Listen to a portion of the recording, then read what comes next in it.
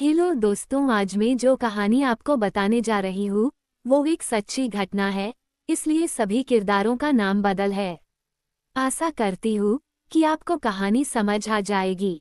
मेरा नाम स्नेहा है और मैं एक रिपोर्टर हूँ। एक ऐसी वारदात जिसने पूरे देश को हिलाकर रख दिया, जिसकी सच्चाई पूरा देश जानना चाहता है कि आखिर एक पत्नी ने क्यों अपने पति को हनीमून पर जाने के बाद मार दिया। पत्नी ने मारा या फिर किसी और का ये काम था, या फिर यह चोरी का मामला था, या कोई और बात थी। सारी सच्चाई हम आपको अपनी इस कहानी में बताने जा रहे हैं, खुद आरोपी की जुबानी, जो कि आज जेल में अपनी सजा काट रही है।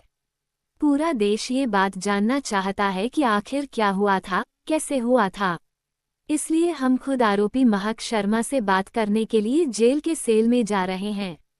पुलिस की इजाजत लेने के बाद हम जेल में अपने माइक और कैमरामैन के साथ पहुंचे तो आरोपी महक शर्मा अपने सेल में एक तरफ सिमटी बैठी हुई थी। चेहरे पर ना कोई शर्म, ना कोई लिहाज, सिर्फ एक पछतावा था जो हर इंसान को गलती हो जाने के बाद, सजा मिलने के बाद होता है। हम सामने जाकर बैठ गए। वह थोड़ा हिचकिचाई। उसे समझ आ गया था कि हम उससे पूछताछ करने के लिए आए हैं। उसने हमें ध्यान से देखा।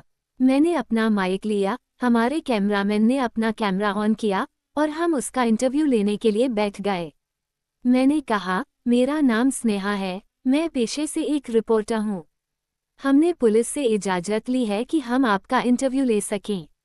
हम आपके बारे में सब कुछ जानना चाहते हैं, बल्कि पूरा देश आपकी कहानी जानना चाहता है। क्या आप हमें अपना इंटरव्यू देना चाहेंगी? उसने पहले तो अपनी नज़रें नीचे कर ली, फिर कहने लगी, जी, मैं आपको अपनी पूरी कहानी बताने के लिए तैयार हूँ। मैंने कहा, ऐसे बहुत सारे सवाल हैं जो मैं ही नहीं बल्कि बहुत सारे लोग आपसे करना चाहते हैं। क्या मैं आपकी कहानी के साथ अपने सवालों को जोड़ सकती हूँ? उसने कहा, जी, और फिर उसने अपनी आंखों में आंसू लेकर अपनी कहानी बतानी शुरू की। मैं मध्य प्रदेश की रहने वाली हूँ और मेरी उम्र 24 साल है। ये बात लगभग 6 अप्रैल की है, जब नवरात्रि समाप्त हो गए थे। अक्सर हम लोग नवरात्रि के दिनों में अपनी पत्रिका छपवाते हैं। पत्रिका के अंदर युवक और युवतियों की पूरी डिटेल लिखी हुई होती है, कौन क्या बिजनेस कर रहा है, किसकी कितनी सैलरी है और कितना पढ़ा लिखा है। अगर इनमें से कोई किसी को पसंद करता है तो शादी के लिए एक दूसरे से बातचीत कर सकते हैं। इस पत्रिका में एक दूसरे की डिटेल इतनी ज़्यादा लिखी हुई होती है कि हम किसी के बारे में भी आसानी से डिटेल निकाल सकते हैं। और यहीं से मेरी कहानी की शुरुआत हुई थी। दरअसल मेरे पिता का प्लाईवुड का काम था और मैं अपने पिता का बिजनेस संभालती थी। मैं अपने पिता की प्लाईवुड कंपनी की एचआर थी। वहीं पर मेरे पापा की कंपनी में एक 20 साल का लड़का शुभम काम किया करता था। वो पिछले 2 साल पहले ही हमारे यहाँ नौकरी पर लगा था। पहले हम दोनों के बीच धीरे धीरे बातचीत शुरू हुई थी। मुझे उसकी बातें काफ़ी अट्रैक्ट किया करती थी और बहुत अच्छी लगती थीं। इसलिए मैंने उसके साथ दोस्ती कर ली और फिर धीरे धीरे हम दोनों एक दूसरे को पसंद करने लगे। हम दोनों एक दूसरे से फ़ोन पर ढेर सारी बातें किया करते थे। मैसेज से भी चैटिंग होती थी, सिर्फ नॉर्मल बातें हुआ करती थीं। हम दोनों ने अभी तक अपने दिल का हाल एक दूसरे को नहीं सुनाया था, हालांकि हम एक दूसरे को दिल ही दिल में पसंद करते थे।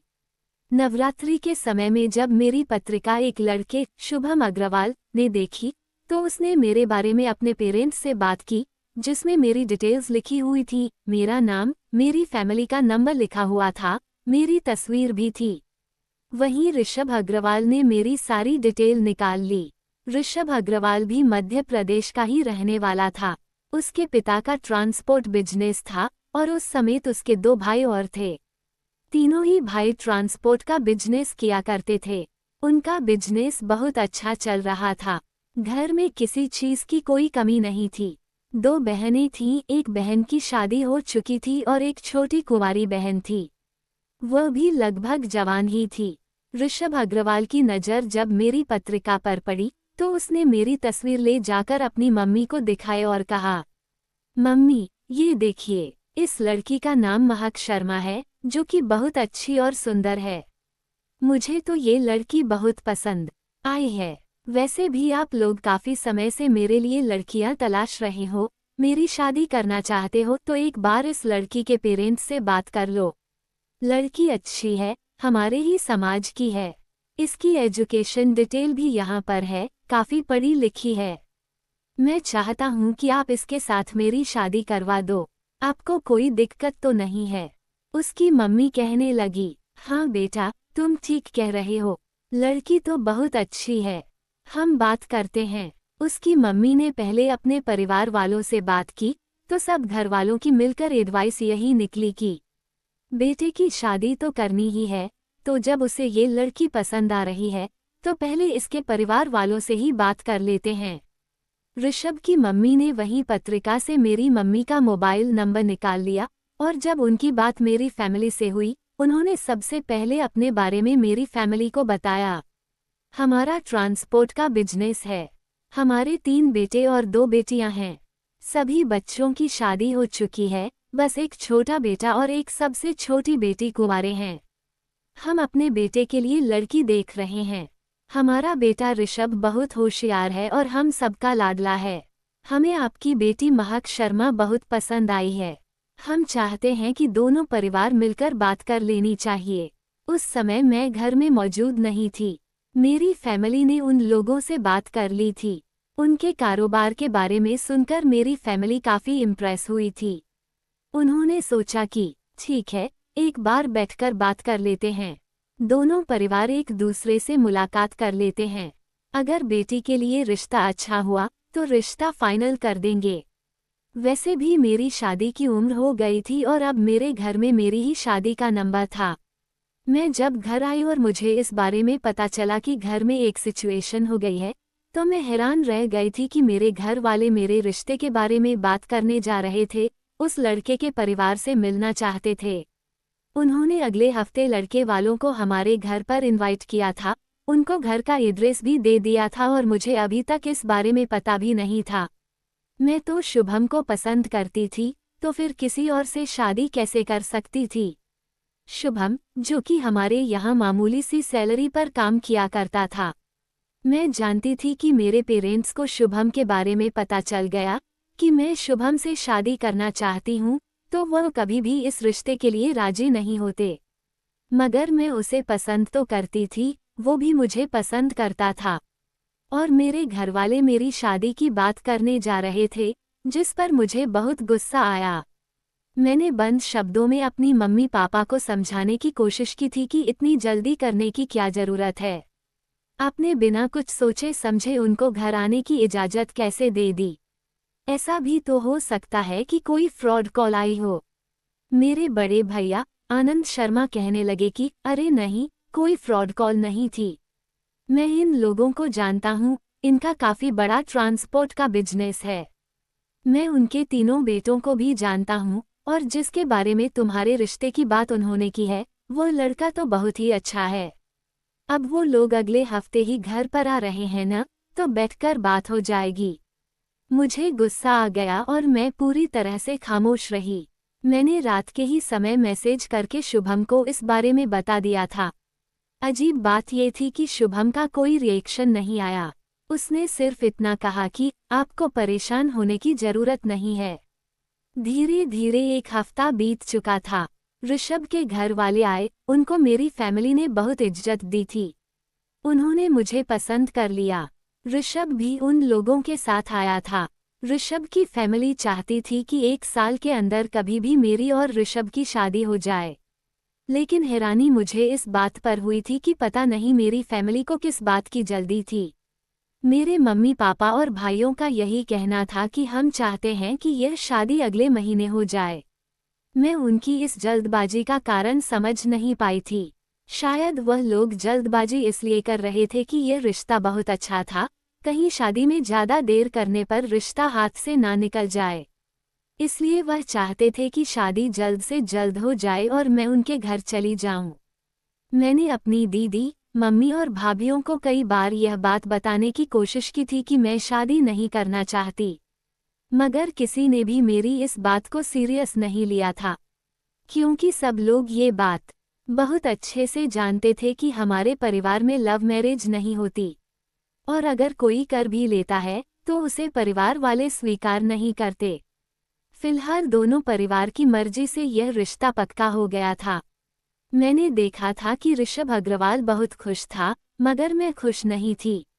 मेरी खुशी तो जैसे कहीं गायब हो गई थी। ना तो मेरी खुशी की मेरे परिवार वालों को परवाह थी और ना ही किसी ने मेरी मर्जी जानने की कोशिश की थी कि मैं यह शादी करना चाहती हूँ या नहीं। रिश्ता लगने के बाद ऋषभ अग्रवाल ने कई बार कोशिश की कि वो मुझसे फ़ोन पर बात कर सके। उसकी बहन ने कई बार मुझे फ़ोन किया था। वो बातों ही बातों में कहा करती थी कि भैया आपसे बात करना चाहते हैं, मगर मैं उसे पूरी तरह से इग्नोर करती थी। उसने कई बार मुझे सोशल मीडिया पर मैसेज भी किए थे। मैंने उसके मैसेज का भी कोई रिप्लाई नहीं किया था। शायद उसने इस बारे में अपनी माँ से मेरी शिकायत की थी कि अब तो मेरा और महक का रिश्ता लग गया है। महक मुझे पूरी तरह से इग्नोर करती है, मुझसे बात नहीं करना चाहती। मैं सोच रहा हूँ कि महक को शॉपिंग पर ले जाता हूँ। वैसे भी शादी के अब कुछ ही दिन तो रह गए हैं। महक अपनी पसंद की शॉपिंग कर लेगी और इस दौरान मेरी और महक की बात भी हो जाएगी। उसकी मम्मी ने कहा कि ठीक है बेटा, मैं महक की मम्मी से बात करके उनसे इजाज़त ले लेती हूँ कि तुम उसे शॉपिंग पर ले जाओ। मुझे उम्मीद है कि वो लोग इजाज़त दे देंगे। तभी 2 दिन के बाद ऋषभ की मम्मी का फ़ोन मेरी मम्मी के पास आया और उन्होंने कहा कि हम चाहते हैं कि हमारी बहू अपनी पसंद की शॉपिंग कर ले ऋषभ के साथ जाकर। मैं उस समय मम्मी के पास ही बैठी मोबाइल यूज़ कर रही थी। अपना मोबाइल बंद करके मैं उनकी बात गौर से सुनने लगी। मेरी मम्मी ने फ़ौरन उनसे कहा कि भाभी जी, मैं आपसे क्षमा चाहती हूँ। हमारे यहाँ की बेटियों को इजाज़त नहीं है कि शादी से पहले खुलेआम घूमने की। अब शादी के कुछ ही दिन तो रह गए हैं ऋषभ और महक की शादी में। उसके बाद ये दोनों जितना चाहे घूम सकते हैं। ऋषभ की मम्मी ने कहा कि अच्छा ठीक है, तो इसमें कोई बुराई वाली बात नहीं है। मेरी मम्मी ने जब उनको साफ इनकार कर दिया, तब मेरी जान में जान आई थी। मैं खुद भी ऋषभ को ज़्यादा मुंह लगाना नहीं चाहती थी। उसके परिवार में से कोई ना कोई सदस्य मुझे हर दूसरे तीसरे दिन फ़ोन करता रहता था, जिस पर मैं चिढ़ जाया करती थी। और कभी कभी तो उन लोगों की कॉल भी रिसीव नहीं करती थी। होली वाले दिन भी मेरी फैमिली ने ऋषभ की पूरी फैमिली को हमारे यहाँ इनवाइट किया था। जब ऋषभ अपनी फैमिली के साथ हमारे घर आया, तब भी मुझसे बातें करने की बहुत कोशिश कर रहा था, लेकिन मैंने उसकी बात का कोई जवाब नहीं दिया। लगातार उसे इग्नोर करती रही। यह बातें उसके दिल पर जाकर लगी थीं कि मैं उसे इग्नोर क्यों कर रही हूँ। मगर वह बेवकूफ़ था, मेरी हरकत समझ नहीं पाया और फिर भी मुझसे शादी करने पर डटा रहा। मुझे लगा कि शायद मैं उसे इग्नोर करूँगी तो ये रिश्ता खत्म हो जाए। लेकिन रिश्ता कहीं से कहीं तक भी खत्म नहीं हुआ। दिन गुजरते गए और शादी का दिन करीब आ गया। शुभम को सब कुछ अच्छे से पता था। शुभम का यही कहना था कि इस समय मेरी फाइनेंशियल कंडीशन ठीक नहीं है।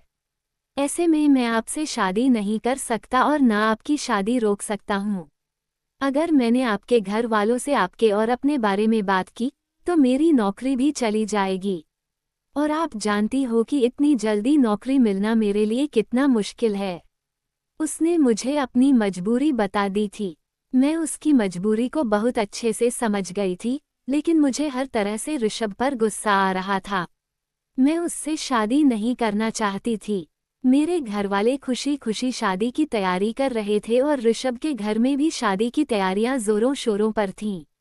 शादी वाले दिन जब वह बारात लेकर मैरिज हॉल आया तो बहुत खुश था। अपनी ही बारात में अपने दोस्तों के साथ खूब डांस कर रहा था। यहाँ तक कि उसने अपनी छोटी बहन के साथ ढेर सारी रील्स भी बनाई थीं। दोस्तों के साथ भी काफ़ी सारी मस्ती की थी। दोनों ही परिवार इस शादी से बहुत खुश थे। शादी से अगर कोई दुखी था, तो वह थी मैं।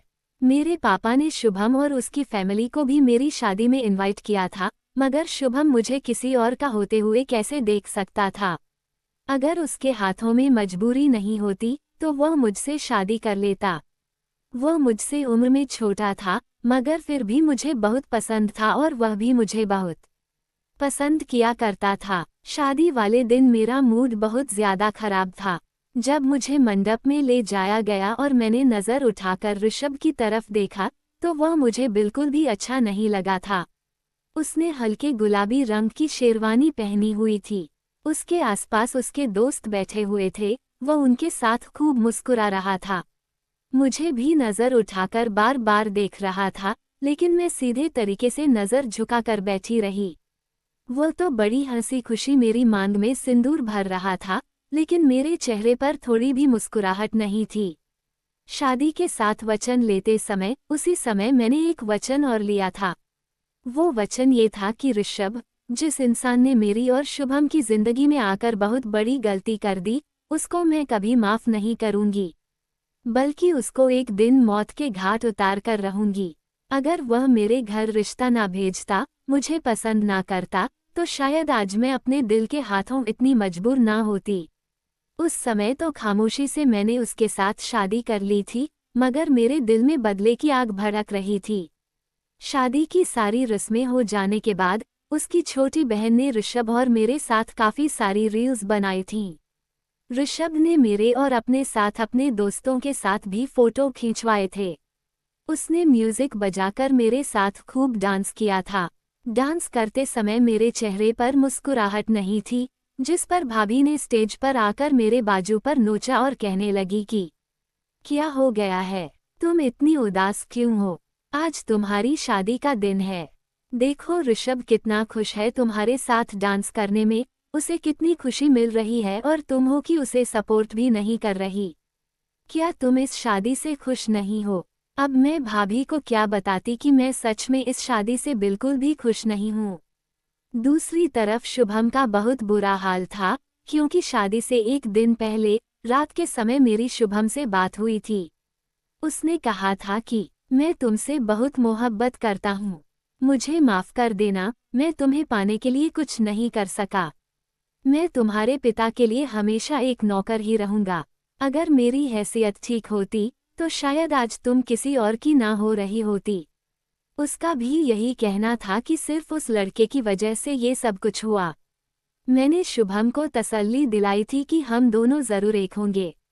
फिलहाल तो मैंने भाभी को तसल्ली दिलाने के लिए कह दिया था कि मैं इस शादी से बिल्कुल खुश हूँ। मैं इस समय कोई भी हंगामा नहीं चाहती थी, इसीलिए मैंने ऋषभ के साथ डांस करना शुरू कर दिया। चेहरे पर थोड़ी सी मुस्कुराहट भी सजाई, ताकि उसे भी ये लगे कि मैं भी इस शादी से खुश हूँ और उसके साथ भी खुश हूँ। हमारी शादी को 2 दिन गुजर गए थे। मैंने धीरे धीरे ऋषभ और उसकी फैमिली का दिल जीतना शुरू कर दिया था। मैं इस घर की सबसे छोटी बहू थी, इसलिए ऋषभ की मम्मी मेरा बहुत ख्याल रख रही थी। उसकी दोनों बहनें बार बार मेरे पास आती, कभी मेरे साथ हंसी ठिठोली करती। मैं नई नवेली दुल्हन थी। उसकी भाभी भी मुझे बार बार छेड़ रही थी। मैं इस घर में खुश तो नहीं थी, लेकिन सब लोगों के सामने खुश होने की एक्टिंग कर रही थी। अपने रूम में जब मैं दोपहर के समय आराम करने के लिए आती, तो फौरन ही फ़ोन पर शुभम से बातें किया करती थी। मैं तुम्हें बहुत याद कर रही हूँ। उस दौरान हम दोनों की काफ़ी सारी बातचीत हुई। हम दोनों ने प्लानिंग की कि हमें ऋषभ का कुछ ना कुछ तो करना होगा।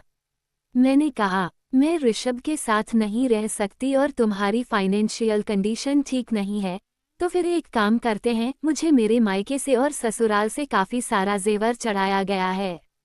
ऋषभ को किसी भी तरह ठिकाने लगा देते हैं और हम दोनों एक दूसरे के साथ भागकर शादी कर लेते हैं। हम अपनी दुनिया कहीं और बसा लेंगे। शुभम इस बात से पूरी तरह राजी हो गया था। उसने कहा कि ठीक है, हम ऐसा ही करेंगे, लेकिन क्या करेंगे और कैसे करेंगे यह अभी समझ नहीं आ रहा है। मैं जब एक दिन अपने मायके गई, तो वहां बहाने से मैं शुभम से भी मिलने के लिए गई। हम दोनों हमारे ही दुकान के बेसमेंट में मिले थे। वहां हम दोनों ने काफ़ी देर बैठकर ऋषभ की मौत की प्लानिंग की और उसके बाद मैं अपने घर वापस आ गई थी। एक दिन मैं और ऋषभ अपने रूम में एक दूसरे के बराबर बराबर लेटे हुए थे। मैंने ऋषभ से कहा कि ऋषभ, हमारी शादी को 9 दिन गुजर गए। मैं सोच रही हूँ कि हम लोगों को कहीं हनीमून पर जाना चाहिए।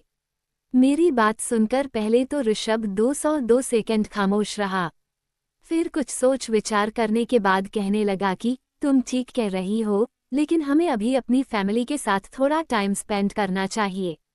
जब हमारी शादी को 1-1.5 महीना गुजर जाएगा, तब हम हनीमून पर आराम से चलेंगे। मैंने कहा कि नहीं नहीं, 1-1.5 महीना गुजर जाने के बाद तो हम पुराने कपल हो जाएंगे। अभी तो हम न्यूली वेड कपल हैं और शादी के फौरन बाद ही हनीमून पर जाया जाता है। कुछ समय गुजर जाने के बाद तो हनीमून पुराना हो जाता है। मेरे ज्यादा जिद करने पर ऋषभ हनीमून पर जाने के लिए मान गया था। फिर मैंने खुद ही तय किया कि हमें हनीमून पर जाना कहाँ है। मैंने ऋषभ से कहा कि क्यों न हम घूमने के लिए शिलोंग चलते हैं। वहां जाने से पहले हम गुवाहाटी चलकर पहले माताजी के दर्शन कर लेंगे। उसके बाद शिलोंग के लिए रवाना हो जाएंगे। शादी के बाद मेरे व्रत चल रहे थे और मैं अपने पति से भी यही कहलवाना चाहती थी कि वो खुद पहले दर्शन करने के लिए चले। मेरी बात सुनकर उसने कह दिया था कि ठीक है, जैसा तुम कहोगी वैसा ही। मैंने अभी तक दर्शन नहीं किए हैं, मैं भी वहां जाना चाहता हूँ। मेरा प्लान और भी ज्यादा आसान हो गया था। इधर मैंने अपने मोबाइल से नहीं, अपने मायके आकर अपनी मम्मी के मोबाइल से शुभम से फोन पर बात की और उसे अपनी पूरी प्लानिंग के बारे में बता दिया था। शुभम ने कहा था कि तुम परेशान मत हो, मैं भी तुम्हारे पीछे पीछे वहां पर आ जाऊंगा और जल्द ही हम दोनों एक होने में कामयाब रहेंगे। मैं बहुत खुश थी। ऋषभ ने इस बारे में अपनी फैमिली को भी बता दिया था कि हम लोग हनीमून पर जाना चाहते हैं। उसके पेरेंट्स को इस बात से कोई ऐतराज नहीं था। उन्होंने खुशी खुशी हमारी पैकिंग में हमारी मदद करवा दी थी। मैंने ऋषभ से कह दिया था कि टिकट्स की टेंशन तुम मत लो, टिकट्स मैंने खुद ही बुक कर दिए हैं। मैंने टिकट्स यहाँ से जाने के लिए तो बुक किए थे, लेकिन वापस आने के बुक नहीं किए थे। ये भी हमारी प्लानिंग का एक अहम हिस्सा था। हम लोग लगभग 7 दिन के टूर पर शिलोंग जा रहे थे। आखिरकार 20 मई को हम घर से निकल जाते हैं, माताजी के दर्शन करते हैं और उसके बाद शिलोंग रवाना हो जाते हैं। वहां पहुंचकर पहले हम दोनों खूब घूमना फिरना करते हैं। मैं ऋषभ के साथ ऐसे रिएक्ट कर रही थी जैसे मैं उसके साथ बहुत खुश हूँ, जैसे मैं उससे बहुत मोहब्बत करती हूँ। मगर ऐसा कुछ भी नहीं था। उसकी नज़र बचते ही मैं फौरन शुभम से कांटेक्ट कर रही थी। घर से निकलने से पहले मैंने ढेर सारा जेवर भी पहना था और ऋषभ के पास भी लगभग 3 लाख रुपए की चेन थी। मैंने वह भी उसे पहनने के लिए दी थी। मेरे कहने पर उसने खुशी खुशी चेन को पहन लिया था। लेकिन जब हम लोग तैयार होकर कमरे से बाहर निकले तो उसकी मम्मी को इस बात पर बहुत ऑब्जेक्शन हुआ था कि हम लोग घूमने के लिए जा रहे हैं तो इतना सारा जेवर क्यों पहन कर जा रहे हैं। उसकी मम्मी ने कहा कि बेटा, जब कहीं घूमने जाते हैं तो जेवर पहनकर नहीं जाते। मैंने कहा, मम्मी जी, हमारी अभी नई नई शादी हुई है और बिना जेवर के तो नई दुल्हन सोनी सी लगती है। आपको इतना परेशान होने की जरूरत नहीं है, कुछ नहीं होगा। मेरी बात पर तो वो खामोश हो गई थी, लेकिन उन्होंने ऋषभ को साइड में ले जाकर उससे कहा था कि बेटा, तुम अपनी चैन उतार दो। तुम्हारी चैन बहुत महंगी है। अगर कहीं किसी ने तुम्हारे साथ लूटपाट कर ली तो। उनको अपने बेटे की बहुत फिक्र हो रही थी। ऋषभ ने भी अपनी मम्मी से यही कहा कि मम्मी, ऐसा वैसा कुछ नहीं होता, हम अपनी सेफ्टी करना जानते हैं। ये कहकर हम लोग घर से निकल आए थे, लेकिन उसकी मम्मी हमारे लिए बहुत परेशान हो रही थी। वहां पहुंचने के बाद सब लोग हमसे कांटेक्ट कर रहे थे, बार बार हमें फ़ोन कर रहे थे कि तुम कहाँ हो, कैसे हो। उसकी मम्मी ने फ़ोन कॉल पर कई बार इस बारे में मुझसे जिक्र किया था कि अपने जेवर संभाल कर रखना और वहाँ जेवर पहनकर ज़्यादा घूमना फिरना मत करना, या फिर अपने सामान में ही जेवर को लॉक कर देना। उसी दिन, जिस दिन हम शिलोंग पहुंचे थे, ऋषभ की मम्मी ने आखिरी समय मुझसे फ़ोन पर बात की, क्योंकि अब समय आ गया था उनसे सारे संपर्क खत्म कर देने का। मेरी उनसे थोड़ी देर बातचीत हुई। उन्होंने मुझसे मेरे व्रत के बारे में पूछा और कहा कि ऋषभ कैसा है, ऋषभ से बात करवा दो। ऋषभ मेरे साथ ही था। हम लोग पहाड़ी पर चल रहे थे। मेरी भी सांसें फूल रही थीं। ऋषभ मुझसे काफी आगे की दूरी पर था। मैं उसकी मम्मी से फोन पर बात कर रही थी। उन्होंने मुझसे कहा कि बेटा, एक बार मेरी ऋषभ से बात करवा दो। मैंने उन्हें झूठ बोल दिया कि हम लोग पहाड़ी पर चल रहे हैं। ऋषभ काफी दूर पर है।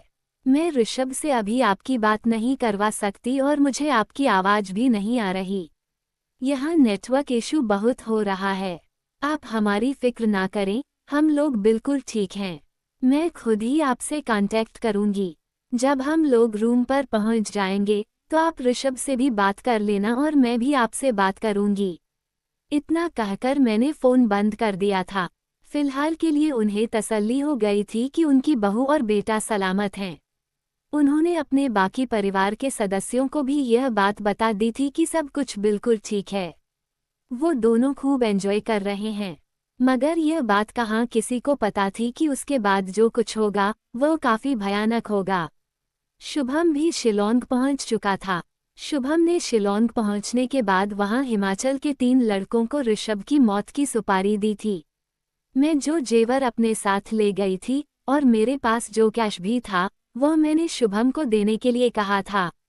उन्हीं पैसों में से उन तीनों लड़कों को हमें सुपारी भी देनी थी।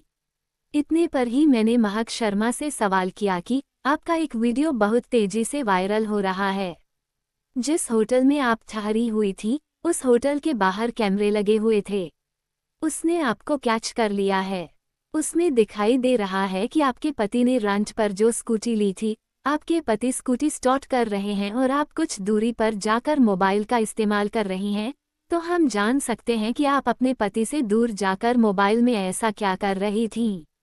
महक शर्मा ने जवाब दिया, मैं शुभम को लोकेशन सेंड कर रही थी। मैंने उसे मैसेज भी कर दिया था कि हम लोग यहाँ से निकल रहे हैं और अब हम लोग जहाँ पहुँचने वाले हैं वो वहाँ आ जाए और साथ ही उन तीनों लड़कों को भी ले आए जिनको हमने हायर किया था। मैं और शुभम स्कूटी पर बैठकर होटल से रवाना हो गए थे शिलोंग की घाटियों में घूमने के लिए। पहले तो हम लोग एक पब्लिक प्लेस में घूमते रहे जहां हमने काफ़ी सारी पिक्चर्स ली, एक दूसरे के साथ खूब एंजॉय किया। फिर थोड़ी देर के बाद मैं और ऋषभ दोबारा से स्कूटी पर बैठ गए और ऋषभ स्कूटी चलाने लगा। हम काफ़ी दूर तक आ गए थे।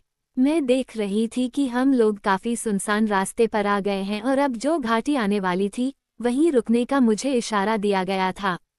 मैंने ऋषभ से कहा कि ऋषभ, यहीं उतरकर पहले कुछ तस्वीरें ले लेते हैं, यहाँ का नज़ारा कितना अच्छा है। मेरे कहने पर ऋषभ ने स्कूटी रोक ली थी और हम लोग वहाँ खड़े होकर पिक्चर्स लेने लगे। तभी एक गाड़ी में 3 लड़के आए और उन्होंने फौरन ऋषभ को दबोच लिया। इधर उधर देखा, जहाँ कोई नजर नहीं आ रहा था। ऋषभ चीखने लगा, चिल्लाने लगा और बार बार कह रहा था कि महक, मुझे बचाओ, ये लोग कौन हैं। मगर मैं तो एक तरफ खड़े होकर ये तमाशा देख रही थी। शुभम अभी वहां नहीं आया था, शुभम कुछ दूरी पर था। उन तीनों लड़कों में से 2 लड़कों ने ऋषभ को मजबूती से पकड़ लिया और एक ने उसके मुंह पर हाथ रख दिया। तीसरे नंबर वाले ने बड़े धारदार चाकू से ऋषभ के पेट पर वार किया, जिसकी वजह से ऋषभ काफी जख्मी हो गया था। उसकी आंखों से आंसू निकल आए थे। अब उसका बचना नामुमकिन था, लेकिन हमें उसकी लाश को भी ठिकाने लगाना था। जिस घाटी के पास खड़े होकर हम लोग इस घटना को अंजाम दे रहे थे, उसी घाटी से उन तीनों लड़कों ने ऋषभ को नीचे फेंक दिया। वो बहुत ही गहरी खाई थी। साथ ही जिस हथियार से ऋषभ को मारा गया था, वह हथियार भी खाई में फेंक दिया। मैंने कहा कि एक सीसीटीवी फुटेज और है, जो पुलिस के हाथ लगा है। पुलिस का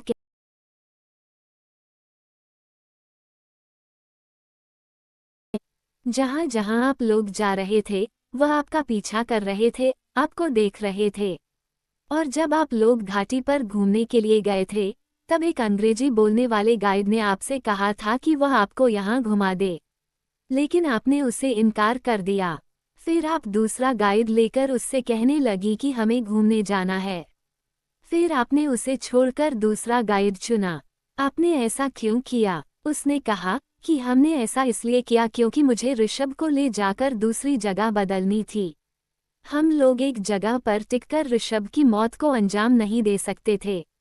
इसके लिए हमें बार बार लोकेशन बदलनी पड़ रही थी और जिस लोकेशन पर हम जा रहे थे बार बार मुझे वही लोकेशन शुभम को देनी पड़ रही थी। उस गाड़ी में उन तीनों लड़कों के साथ साथ शुभम भी बैठा हुआ था, जो हम पर नजर रख रहा था और मौका देख रहा था कि कब हम लोग सुनसान जगह पर पहुंचे और कब वारदात को अंजाम दिया जाए। हम लोग ऋषभ को मारने में कामयाब रहे थे। उसकी लाश को भी ठिकाने लगा दिया था। मैं, जो पहले ही अपने बैग में जेवर और कैश लेकर चली थी, वह सब मैंने शुभम के हवाले कर दिया। उसने उन तीनों लड़कों को अपनी सुपारी के पैसे दे दिए थे। बस वहीं से ही उन तीनों लड़कों से हमारा कांटेक्ट खत्म हो गया था। हम जानते थे कि हमने इतनी बड़ी घटना को अंजाम दिया है। शिलोंग में अभी हम दोनों का एक साथ रहना ठीक नहीं है। इसलिए सारे जेवर और पैसे लेकर शुभम जबलपुर, जहां पर हम लोग रहते थे, वहां के लिए रवाना हो गया था। मैंने अपने मोबाइल का सिम निकाल दिया था और सिम अलग जगह पर फेंका और मोबाइल अलग जगह पर फेंका था, ताकि कोई हमारी लोकेशन का पता न कर सके। ऋषभ के मरने से पहले मैंने उसके मोबाइल का सिम निकालकर उसके साथ भी कुछ ऐसा ही कर चुकी थी। उसका मोबाइल मैंने दूसरी जगह पर फेंक दिया था और सिम दूसरी जगह पर फेंक दिया था, जिस वजह से उसकी फैमिली वाले हमसे कांटेक्ट करने की बहुत कोशिश कर रहे थे, लेकिन उन लोगों का हमसे कोई कांटेक्ट नहीं हो सका। फिर मैं शिलोंग में ही कुछ दिन इधर उधर भटकती रही, ताकि सबको लगे कि ऋषभ के साथ साथ मैं भी मिसिंग हूँ। कुछ दिन पूरे हो जाने के बाद पता चला कि मेरे भाई और ऋषभ का बड़ा भाई हम लोगों को तलाश करते हुए यहाँ तक आ गए हैं। मैंने महक की बात बीच में रोकते हुए कहा, क्योंकि ऋषभ के परिवार वाले आप लोगों से कांटेक्ट कर रहे थे। आप लोगों से जब कोई कांटेक्ट नहीं हो सका, तो वो लोग परेशान हो गए कि पता नहीं क्या बात है। 3 दिन हो गए, आपका कोई पता नहीं है। 3 दिन से आप दोनों में से किसी से भी कोई बात नहीं हो सकी। इसलिए दोनों परिवारों का एक एक मेंबर आप दोनों को ढूंढने के लिए मेघालय तक पहुंच गया। महक ने कहा, जी, कुछ ऐसा ही है। मुझे पता चल गया था कि हम दोनों को ढूंढने की काफ़ी कोशिशें की जा रही हैं। मेरे पास पैसे थे। मैं जैसे तैसे वहां से निकली और अपना चेहरा छुपाकर, अपनी सारी पहचान छुपाकर जैसे तैसे बनारस तक पहुंच गई थी। और उसके बाद मुझे अपने आगे की प्लानिंग की तरफ ध्यान देना था। हमारी प्लानिंग ये थी कि शिलोंग में ऋषभ को मारने के बाद मैं कुछ दिन तक किसी की नज़रों में नहीं आऊंगी। सबको लगेगा कि मैं और ऋषभ दोनों मिसिंग हो गए। सबको लगेगा कि लूटपाट का मामला है। लूटपाट की वजह से ही ऋषभ की हत्या हो गई और मैं कुछ दिन तक गायब रहूंगी, तो सबको लगेगा कि मेरे साथ भी कुछ गलत हुआ है। फिर मैं खुद ही सबके सामने पेश हो जाऊंगी और सबको बता दूंगी कि कुछ लुटेरों ने हमें लूटने की कोशिश की थी। उन्होंने मेघालय में हमारे साथ लूटपाट की। ऋषभ को खाई से नीचे फेंक दिया, उसे जान से मार दिया और मुझे किडनैप करके अपने साथ यहाँ बनारस ले आए। मैं जैसे तैसे जान छुड़ाकर उन लोगों से भागकर आ गई हूँ। मैंने आगे सवाल किया महक से, महक, तो फिर आपने आगे क्या किया? आप कैसे अपने परिवार वालों के सामने आई? उसने बताया कि मैं जब बनारस पहुंची तो वहां एक ढाबा था। मेरी हालत पहले ही काफ़ी खराब हो गई थी। कपड़े काफ़ी गंदे हो रहे थे, बाल भी बिखरे हुए थे और चेहरा बहुत थका हुआ था। शरीर भी बहुत कमज़ोरी महसूस कर रहा था। लगभग रात के 1 बजे का टाइम था, जब मैं एक ढाबे के बराबर में टीन शेड था, वहां जाकर खड़ी हो गई। वहां पर मेरे पास एक लड़का आया, जो कि ढाबे में ही काम किया करता था। उसने कहा कि, मैडम, आपको कुछ चाहिए? मैं आपकी क्या मदद कर सकता हूँ? मैं पूरी तरह से खामोश थी। उसने मेरी हालत देखी, तो मुझे बैठने के लिए कुर्सी दी। मैं वहां पर बैठ गई और फिर मैं खामोश रही।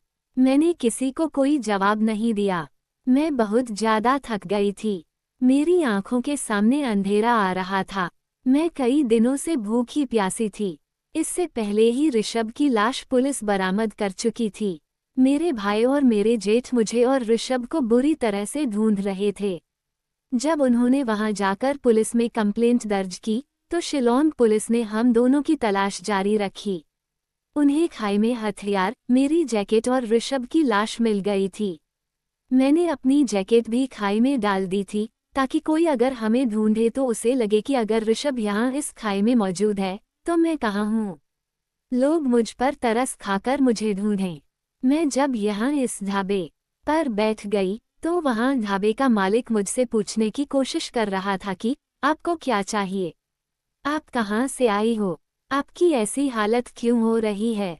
लेकिन मैं किसी के सवाल का कोई जवाब नहीं दे रही थी। फिर थोड़ी देर के बाद मैंने ढाबे के मालिक से कहा, भैया आप मुझे अपना मोबाइल दे सकते हो, मैं अपनी फैमिली से कांटेक्ट करना चाहती हूँ। मैं और मेरे पति शिलोंग घूमने के लिए गए थे। वहाँ मेरे और मेरे पति के साथ लूटपाट हुई। किडनैपर मुझे यहाँ ले आए। मैं उनसे जान छुड़ाकर भाग कर आई हूँ। मैं अपनी फैमिली को इन्फॉर्म करना चाहती हूँ कि मैं यहाँ हूँ। प्लीज़ आप मुझे अपना मोबाइल दे दो।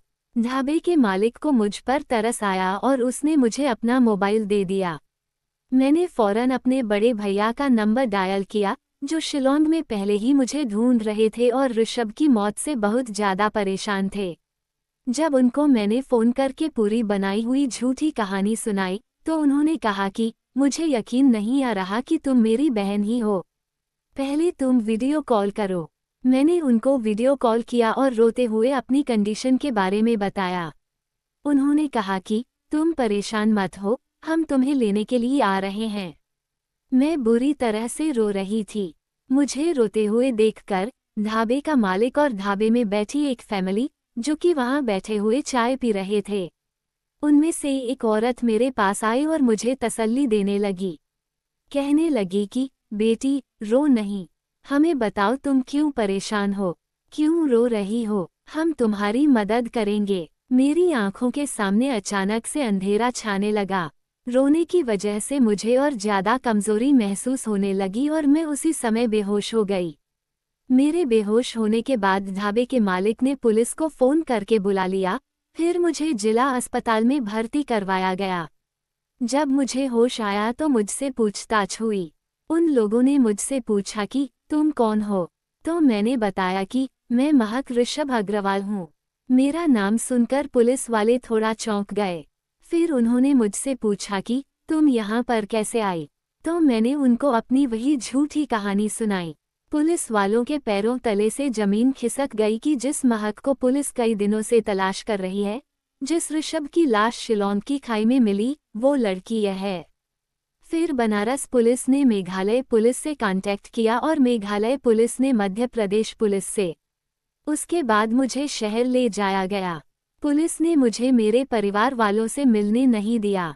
इन 17 दिनों में मेरी जिंदगी काफ़ी हद तक बदल गई थी। ऋषभ मर चुका था, उसका अंतिम संस्कार हो गया था। शुभम वहां जाकर मेरे परिवार के साथ मिलकर उनको तसल्ली दे रहा था। किसी को भी शुभम पर शक नहीं था। सब लोगों को यही लगता था कि मैं गायब हो गई हूँ। मगर पुलिस को कहीं ना कहीं मुझ पर शक था। पुलिस बार बार मुझसे सवाल जवाब कर रही थी कि कहीं तुमने तो अपने पति को नहीं मार दिया, और अगर तुम्हें किडनैपर ने किडनैप किया था तो हमें उन किडनैपर के बारे में बताओ। वह कौन थे, उन्होंने तुम्हें कहाँ छोड़ा, कहाँ रखा, तुम्हारे साथ क्या क्या किया। मेरी मेडिकल रिपोर्ट भी कराई गई क्योंकि पुलिस वालों को शक था कि कहीं मेरे साथ गैंगरेप तो नहीं हुआ। तो ऐसा भी कोई मामला सामने नहीं आया था जिसकी वजह से यह बात क्लियर हो गई। और पुलिस ने मेरे मोबाइल नंबर से पता लगा लिया था कि मैं किस किस से बात किया करती थी। मेरे फैमिली वाले मेरे पूरे सपोर्ट में थे, जबकि मेरे ससुराल वाले भी मेरे सपोर्ट में थे। लेकिन जब पुलिस ने उनको बताया कि हमें लगता है कि इसी लड़की ने आपके बेटे को मारा है, तो मेरे ससुराल वाले मेरे खिलाफ होने लगे और मेरे मायके वाले मुझे सपोर्ट कर रहे थे। मेरे पापा, मेरी मम्मी का यही कहना था कि हमारी बेटी का उस लड़के शुभम से कोई अफेयर नहीं था, क्योंकि पुलिस मेरे मोबाइल से सारी डिटेल निकालने के बाद ये बात पता कर चुकी थी कि मेरी सबसे ज़्यादा बातचीत शुभम से होती थी और शादी से पहले से भी शुभम से मेरी ज़्यादा बातचीत रही थी। पुलिस ने सारी डिटेल निकालने के बाद जब मेरे ससुराल वालों और मायके वालों को ये बात बताई तो एक अजीब सा कोहराम मच गया था।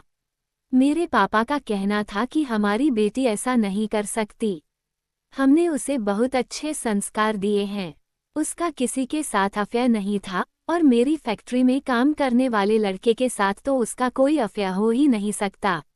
उनकी मांग यही थी कि हमारी बेटी की सीबीआई जांच करवाई जाए, लेकिन सीबीआई जांच से पहले ही पुलिस का दबाव मुझ पर बहुत बढ़ने लगा था। महिला पुलिसकर्मियों ने मेरे साथ सख्ती से पेश आकर सारी सच्चाई उगलवाने की कोशिश की। दूसरी तरफ पुलिस और भी जांच में लगी हुई थी। सीसीटीवी फुटेज चेक हो रहे थे। हम लोग कहां कहां गए थे, हर तरफ से इंक्वायरी की जा रही थी। कितने समय तक हम लोग लापता रहे थे, तो हमारे परिवार वालों ने पुलिस में हमारे गुमशुदा होने की कंप्लेंट दर्ज करवाई। सोशल मीडिया पर भी मेरे और ऋषभ की शादी के फोटोज अपलोड किए ताकि लोग हमें ढूंढ सकें। पुलिस की सख्ती जब मुझ पर बढ़ गई तो मैंने डरकर पुलिस को सारी सच्चाई बता दी। पुलिस ने कॉल डिटेल निकालने के बाद शुभम को भी अरेस्ट कर लिया था।